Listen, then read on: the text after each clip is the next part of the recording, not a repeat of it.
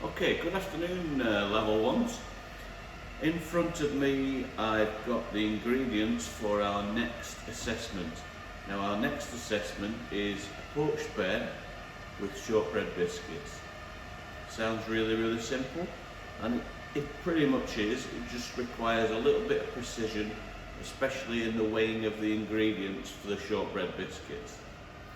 I'm going to start off with our ingredients for the poaching of the pear though, because that needs to be our first job. So in front of me here I've got everything that I need for the poaching of the pear. Now what you need to remember is that you'll see other recipes for poaching pears that maybe have other ingredients in them. So sometimes people put some wine in or some kind of other flavourings. This just happens to be one recipe. So we've got 500 millilitres of water and we've got 250 grams of caster sugar. So it's half the amount of sugar to water. We've also got some star anise, which is going to give a little bit of aniseed flavour. We've got some cloves, which have got a really sort of Christmassy type flavour to them, as well as cinnamon as well. That sort of gives it that sort of winter feel.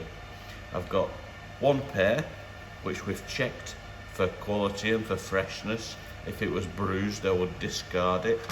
And we've got a little bit of vanilla as well. We're just going to put a tiny squirt of that into our mixture. So we're going to start off with the making of the sugar syrup that we're going to poach our pear in. So in with the water and just in with the sugar. And what we're looking for is for that sugar to dissolve in the water. So we just heat the water up really quite gently to start off with. And also in there at the same time, I've put some vanilla onto a spoon because it's easier that way. We're just going to rinse that spoon off so that the vanilla falls off. We're going to pop in there as well our what we call aromats. So there are our flavourings for the syrup. We're just going to stir that until the sugar's completely dissolved. So after a few short minutes on the heat, you might be able to see that the water's started to become clearer and there's no sugar left in there at all. It's all dissolved, and you can feel that with the spoon as well. At first it felt really coarse on the bottom of the pan, but it feels smoother now. You can tell that the sugar's dissolved. So I'm just going to take that off the heat for a second or two until I'm ready with my pear to pop it in there. So the next part is to peel the pear, and just really simply, I know some of you will say, why is he showing us how to peel? I just want you to take off that dark green outside of the pear without losing too much of its shape. It's very easy to sort of get carried away when we're peeling, so there's virtually nothing left.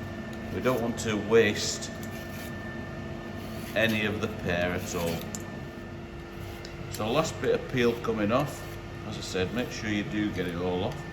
And then once you've got all the peel off, just using a paring knife or a vegetable knife, I want to really carefully just lift out this stalk at the bottom, this sort of core part, just with the tip of the knife, because that part there is a little bit inedible.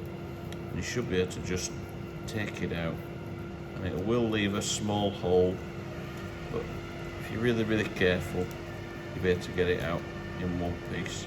Okay, so once you've peeled the whole thing, I've just cut off that little bit of stalk at the bottom. I'm going to just cut the whole thing in half lengthwise. Now this is just going to help to cook it slightly quicker. You can see it's got some pips in the centre, but I can't get them out yet because the centre's too hard. But once we've poached it, we're going to remove those completely. This is going to then go over and carefully into our poaching liquid, or at this point it's called a stock syrup, I'm just going to lay them in and make sure that they are covered by the stock syrup. They will get covered in a second because I'm going to put something on top to weigh it down. So the thing that I'm going to put over the top of the pears to weigh it down is called a cartouche, and it's made from baking parchment. Now I'm going to show you how to make it once. You might forget how to make it when it gets to the practice for the assessment, but that's okay. I'll show you again, and during the assessment, if you still can't remember, I can make them again for you, it's not a problem. So we're just going to basically make it the same shape as the pan. So we're going to make it into a circle, and it's just going to help to weigh down the pear and cover the pear up so that it's completely covered.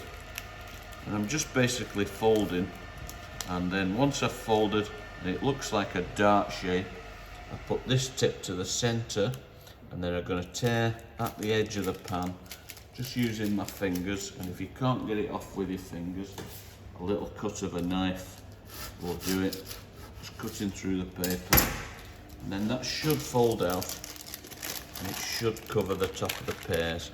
And being really careful because the water's quite hot at this point, I'm just going to place it over the top of the pears, and it almost acts like a pan lid, if you like. Okay, and it just pushes the pears down slightly. So once I've got the cartouche on, then I can put the pan on again, and I'm just going to, watching it the whole time, get it on the heat and bring this mixture to the boil. Remember, boil is large bubbles. Once it gets to the boil, as I said, I'm going to keep a really close eye on it.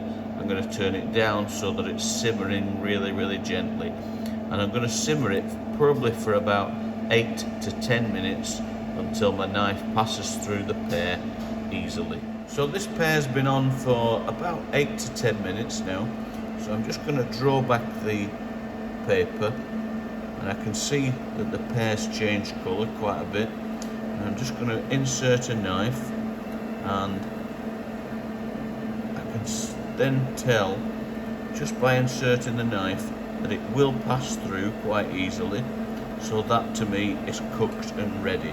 So now that it is cooked, I'm just going to leave it sat in the stock syrup, and I'm going to chill it right down in the blast chiller. So the pear has chilled down. Now I've had it in the blast chiller, I've lifted it out and kept it in a safe place for use in a few moments. What I want to do with this now is reduce the whole liquid down until it becomes more of a syrup. So it's probably going to reduce by half, and when I say reduce, I'm going to take the volume from what it is now, which is about this deep in the pan, down to half of that amount. So that's going to involve simmering it or boiling it on the stove, whilst keeping a really close eye on it as well, because sugar and water mixed together can become really hot, and if I reduce it too far, it'll turn into a caramel and become too sticky. So we need to keep a close eye on it, that we only reduce it by half the amount.